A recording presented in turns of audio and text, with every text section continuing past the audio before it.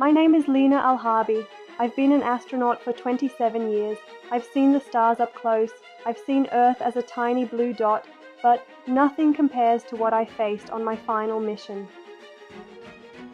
200 million light years away from Earth, near the black hole Serapis, I launched aboard my ship, the Valkyrie X-9. I knew this black hole was unlike anything we had studied before. I wasn't afraid. I was curious. What if we got too close? 2 kilometers from Serapis, I began hearing strange whispers through the comms. They were unintelligible signals, as if the universe itself was whispering to me. Time froze. Earth's signals vanished. It felt like I had stepped outside of time itself. Then, I began to fall. Not fast, but silently.